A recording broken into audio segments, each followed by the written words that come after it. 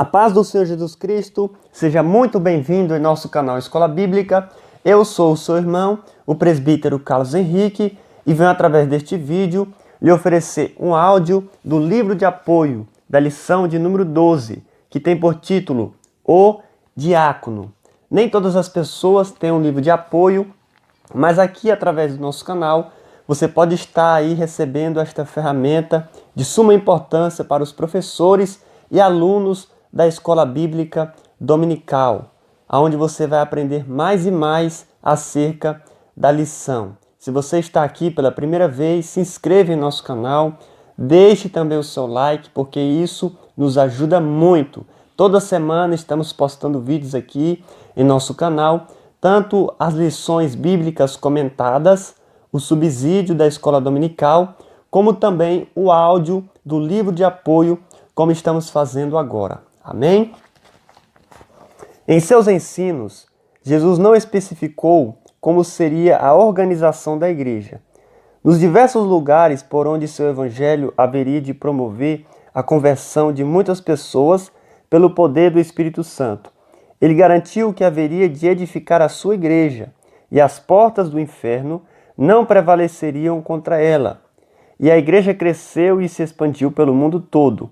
E seu crescimento demandou o estabelecimento de medidas e providências jamais experimentadas por qualquer organização humana. Para começar o grandioso trabalho, só restavam 11 apóstolos. Judas, o traidor, perecera de maneira trágica, indo para o seu próprio lugar. A equipe de Jesus era pequena e diminuíra, mas a obra precisava ser feita. Em lugar de Judas foi eleito Matias, que tomou o seu bispado. Atos 1:20. Esse texto mostra que o apóstolo também era bispo. Resolvido o problema da substituição de Judas, os apóstolos encetaram a grande missão de prosseguir com a obra de Jesus. No cenáculo receberam o poder do alto, sendo batizados com o Espírito Santo, com a pregação cheia de unção. Quase 3.000 novos crentes agregaram-se ao pequeno grupo de cristãos. O crescimento vertiginoso trouxe diversos problemas. Entre os conversos havia pessoas de outros lugares, além de judeus. O problema não tardaram a surgir. O evangelista Lucas, escritor dos Atos dos Apóstolos, registrou o que ocorria naqueles dias, quando a comunidade cristã cresceu grandemente e surgiram diversos problemas, inclusive de ordem social. E os líderes da igreja resolveram reunir a assembleia e buscar a solução para o atendimento social aos irmãos carentes. A tarefa era um grande desafio. Ou eles cuidavam da evangelização e do discipulado, ou cuidavam da parte social. Por decisão sábia e unânime, escolheram 7 homens com qualidades exemplares para cuidarem daquele importante negócio, que era dar assistência aos novos convertidos nas suas necessidades básicas. Muitos que aceitavam a Cristo ficavam em situação difícil, rejeitados por suas famílias, expulsos de casa e desprezados da sociedade. Assim, ante uma crise de caráter humano, os apóstolos tiveram que tomar medidas que serviram de base para a criação do cargo ou da função de diácono, que faz parte até hoje do ministério ordenado nas igrejas cristãs. Tópico de número 1. A diaconia de Jesus Cristo. Diaconia significa ministério, serviço. Jesus Cristo foi exemplo para a igreja em todos os aspectos. Em sua diaconia, ele foi apóstolo da nossa confissão, foi profeta, foi evangelista, foi pastor e também foi diácono. Ele demonstrou seu caráter e sua personalidade, dando exemplo de humildade. Para cumprir sua missão sacrificial em favor dos homens, Jesus despojou-se temporariamente de sua glória plena. João 17,14. Paulo diz que ele assumiu a forma de servo. Mais que isso, a forma de escravo. Jesus, sendo em forma de Deus, não teve por usurpação ser igual a Deus, mas aniquilou-se a si mesmo, tomando a forma de servo, fazendo-se semelhante aos homens, e achado na forma de homem, humilhou-se a si mesmo, sendo obediente até a morte e morte de cruz. A expressão tomando a forma de servo significa aparecer em uma condição humilde e desprezível. Tópico 2. A instituição dos diáconos. O ministério ou serviço dos diáconos surgiu a partir de uma bênção, de um problema e de uma murmuração.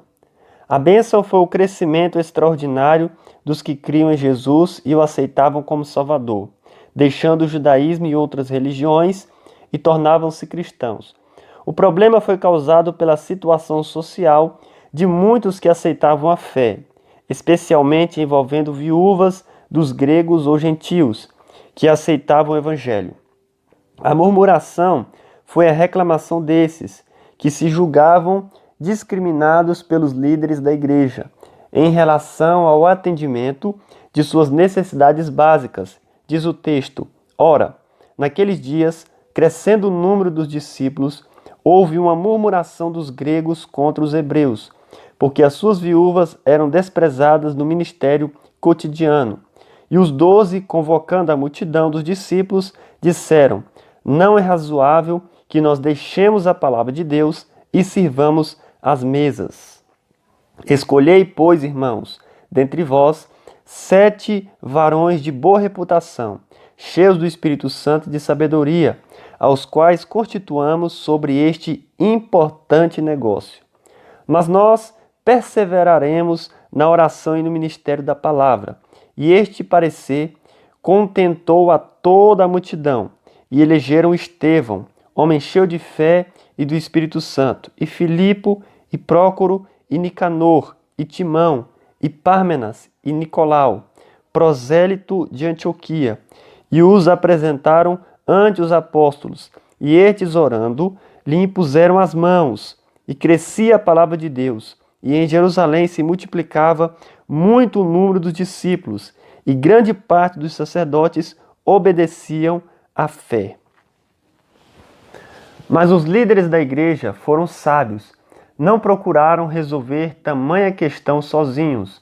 Reuniram a multidão em assembleia, a eclésia, e elegeram 7 homens com qualidades exemplares sobre aquele importante negócio, para que os líderes pudessem perseverar na oração e no ministério da palavra. Na maioria das igrejas, os diáconos estão desviados da função para que foram instituídos, que foi cuidar da assistência social dos carentes, mas sua escolha é de grande valor para o funcionamento ministerial das igrejas cristãs. Tópico 3. O perfil do diácono.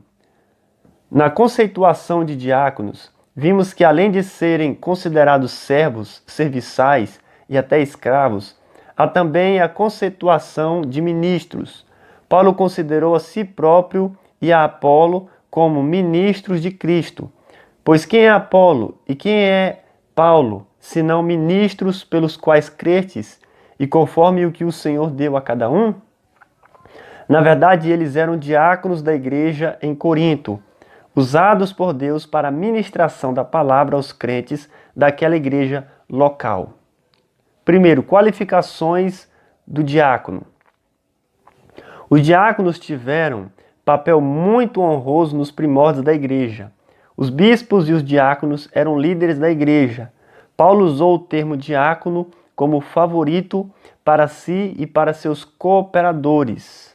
Ministros, ministro, fiel ministro, todos esses termos correspondem a diácono. Além das qualidades exigidas em Atos 6, do 1 ao 7, Paulo indica outros importantes registros para o diácono. Após enumerar as qualificações para bispo ou presbítero, Paulo aproveita o ensino para discorrer sobre as qualificações dos diáconos ou ministros que serviam nas igrejas, e o faz de modo imediato, sem lacuna ou pausa em sua ministração, dizendo que os diáconos, da mesma sorte que os bispos ou presbíteros, deveriam ter as seguintes qualificações. Número 1. Sejam honestos. Isso significa que devem ser honrados, dignos, corretos, íntegros, correspondem à boa reputação, indispensável ao indicado para diácono quando houve sua instituição. Nas igrejas, hoje, os diáconos recolhem dízimos e ofertas. Alguns são tesoureiros em congregações ou igrejas. Se forem desonestos, podem cair no laço do diabo de derrubarem até os dízimos, como já aconteceu em várias ocasiões, para sua maldição. Número 2. Não de língua dobre. Isto é, que não sejam homens de duas palavras ou de duas caras, que diz uma coisa sobre um assunto e diz outra coisa sobre o mesmo problema. Jesus disse: seja, porém, o vosso falar, sim, sim, não, não, porque o que passar disso é de procedência maligna. Um animal que tem língua dobre, dupla, é a serpente. Não dado a muito vinho. No tempo de Paulo, a exemplo que ocorria no tempo de Jesus, o vinho era uma bebida familiar. Havia o vinho fermentado e o não fermentado, o suco de uva, que Jesus tomou na instituição da ceia. Não fica bem para o diácono, ministro, servo, ser habituado a tomar vinho ou qualquer bebida alcoólica. Número 4. Não cobiçosos de torpe ganância. Um diácono não deve ser ganancioso, ou seja, cobiçoso, ávido por dinheiro ou qualquer outro tipo de vantagem ou lucro pessoal. Na obra do Senhor ou em vida pessoal, muitos têm afundado moralmente por causa da desonestidade, que resulta da ganância por riquezas materiais.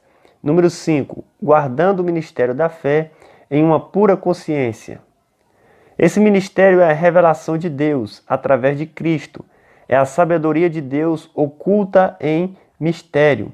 Mas como está escrito, as coisas que o olho não viu e o ouvido não ouviu e não subiram ao coração do homem, são as que Deus preparou para os que o amam. Mas Deus nulas revelou pelo seu Espírito, porque o Espírito penetra todas as coisas, ainda as profundezas de Deus. O diácono deve ter consciência de que não é um serviçal qualquer, mas um servo de Deus, a serviço da sua igreja. Número 6. Que sejam primeiro provados. Só deve ser indicado para ser diácono pessoa que seja avaliada pelo ministério ou pela liderança. Depois sirvam se forem irrepreensíveis. Tal recomendação demonstra a responsabilidade que indica um crente para o diaconato. Ele não vai fazer um trabalho qualquer, mas um importante negócio. Deve ser irrepreensível. Número 7. Maridos de uma só mulher. A interpretação para esta qualificação é a mesma que foi feita para os bispos ou presbíteros anciões. Os diáconos devem ser homens fiéis às suas esposas. Não significa que está inapto para o ministério ou diaconia, se for vítima de uma infidelidade conjugal. Se for o causador da infidelidade, fica desqualificado para o diaconato. O radicalismo não constrói bom entendimento das Escrituras. Um diácono não pode ser bígamo ou infiel. Número 8. Que governe bem seus filhos e sua própria casa. A exemplo dos bispos ou presbíteros, os diáconos também devem ser bons donos de casa, bons esposos e bons pais, que saibam cuidar de seus filhos para poderem cuidar das atividades que lhes forem confiadas na casa de Deus. Após enumerar essas qualificações para o diaconato, Paulo conclui dizendo que os que as possuírem alcançam uma avaliação positiva para servirem na igreja, porque os que servirem bem como diáconos adquirirão para si uma boa posição e muita confiança na fé que há em Cristo Jesus. O trabalho dos diáconos. Em sua igreja, em sua origem, os diáconos foram instituídos para cuidar das assistências social aos irmãos carentes, especialmente das viúvas. Com as qualificações já vistas, os diáconos poderão realizar diversas tarefas na casa do Senhor, com dignidade, cuidado e zelo, de todo o coração como ao Senhor e não aos homens. A função principal dos diáconos atualmente é auxiliar o pastor ou ao dirigente da congregação nas atividades espirituais ligadas ao culto ou não, bem como nas atividades sociais e materiais da igreja, para as quais foi designado. O diácono pode sentar-se no espaço do púlpito, pregar ou ensinar, quando confiado para tal, desde que não prejudique a sua função primordial. Diante de uma função tão importante, o diácono deve conhecer bem a história e a cultura da igreja local, conhecer as doutrinas ensinadas. No seu trabalho, pode realizar as seguintes tarefas: auxiliar na filantropia, visita enfermos necessitados. É tarefa de grande valor espiritual, que contribui para melhor o atendimento a essas pessoas, comunicando as necessidades observadas ao pastor ou ao dirigente da congregação. O manual do diácono sugere várias ações filantrópicas: campanha do agasalho, campanha do material escolar, campanha missionária em prol dos missionários, promoção de empregos. O diácono pode exercer uma tarefa importante na área da assistência social. Jesus deu grande valor à filantropia. Normalmente, quem faz essa tarefa são as irmãs das comissões de visitas, como verdadeiras diaconisas. Auxiliar na visita aos desviados e novos convertidos. É função dos mais alto valor no auxílio ao pastor da igreja. Um diácono pode ordenar esse trabalho, levantando os endereços e a situação espiritual dos desviados e dos novos convertidos, auxiliando o discipulado. Número 3. Servir na distribuição do pão e do vinho na ceia do Senhor. Nessa ocasião, ter consciência de que está desempenhando uma elevada função de caráter espiritual, fazendo-o com todo respeito e reverência. Recolher as contribuições para a obra do Senhor. Os diáconos devem recolher com zelo e cuidados os dízimos e ofertas para o trabalho do Senhor. Para tanto, precisam ser dizimistas fiéis. Auxiliar na boa ordem do culto. Os diáconos poderão ser designados para se portarem junto às portas principais da igreja, a fim de manter a boa ordem do culto, evitando a correria de crianças, os grupos de conversa aos lados da igreja, bem como outros comportamentos inadequados. Auxiliar na segurança do templo durante as reuniões. Os diáconos poderão ser designados para ficar em lugares estratégicos, observando o movimento das pessoas, principalmente de estranhas, a fim de coibir comportamentos prejudiciais, como assédio sexual, namoros no templo ou ao seu redor. Realizar outras tarefas para as quais forem convocados. Os diáconos poderão auxiliar quando convocados para ajudar na zeladoria do templo, abrindo e fechando portas e janelas, desligando ventiladores e aparelhos eletrônicos, movimentando bancos e cadeiras, efetuando a limpeza e a manutenção do templo, quando houver necessidade que justifique tal trabalho. Número 3. Qualificações para diaconisas. De modo incomum, Paulo insere em 1 Timóteo 3,11 qualificações relativas às mulheres, equiparando-as aos diáconos em suas qualificações. Diz o apóstolo: da mesma sorte as mulheres sejam honestas, não maldizentes, sóbrias e fiéis em tudo. Por que Paulo fez essa inserção? Quem seriam essas mulheres? Seriam as mulheres em geral? Certamente não, pois o contexto anterior e posterior refere-se aos diáconos. São as esposas dos diáconos? Poderiam ser. Mas há uma terceira interpretação, a de que Paulo se refere a mulheres diaconisas, visto que o assunto em apreço são as qualificações para o diaconato. A expressão da mesma sorte dá a entender que se tratam de mulheres que devem ter as mesmas qualificações para a diaconia. Seriam diaconisas. Em suas qualificações teriam que ser as mesmas exigidas para o diácono, da mesma sorte, descartando apenas 4. Primeiro, honestas. Qualidade idêntica à que se exige dos diáconos, no que tange à integridade, honradez, decoro, decência, dignidade, mulheres sérias no seu viver. Número 2, não maldizentes. No original, maldizente é diabolos, que tem o sentido de acusar, caluniar, difamar, falar com malícia. As mulheres cristãs, em função de diaconia ou não, jamais devem emprestar sua boca para caluniar, difamar ou falar mal da vida de quem quer que seja. Sóbrias.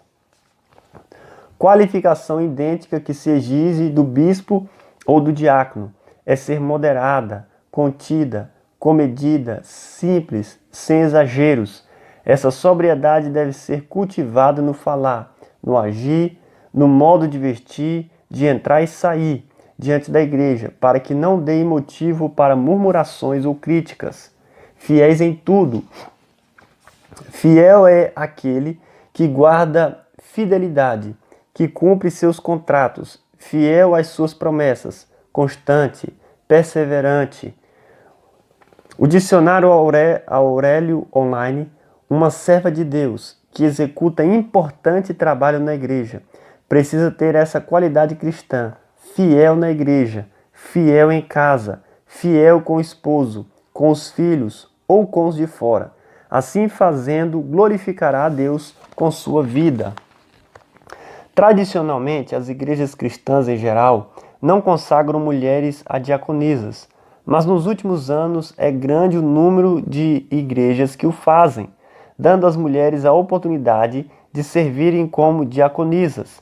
Nas epístolas vemos exemplo bem marcante de que na igreja primitiva havia diaconisa.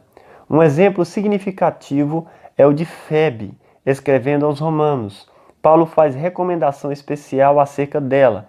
Recomendo-vos, pois, Febe, nossa irmã, a qual serve na igreja que está em Cencreia, para que a recebais no Senhor, como convém aos santos, e a ajudeis em qualquer coisa que de vós necessitar, porque tem hospedado a muitos, como também a mim mesmo. Conclusão. O diácono é um oficial da igreja que pode exercer diversas tarefas, todas muito importantes nas igrejas locais. Não deve ser considerado um subalterno dos superiores da igreja. Os diáconos foram instituídos para cuidar de importante negócio.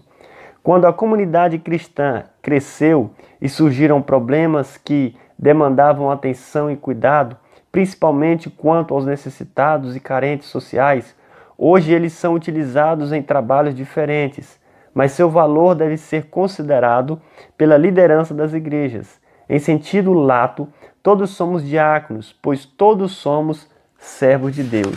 Que Deus abençoe a cada um de vocês. Se o Senhor nos permitir, estaremos aqui para postar a lição de número 13, a multiforme sabedoria de Deus. Se você não se inscreveu, se inscreve no nosso canal. Veja aí se você deixou o nosso like. Isso nos ajuda muito. E se você também quer nos ajudar, seja membro também de nosso canal. Amém? Que Deus abençoe a todos, em nome de Jesus.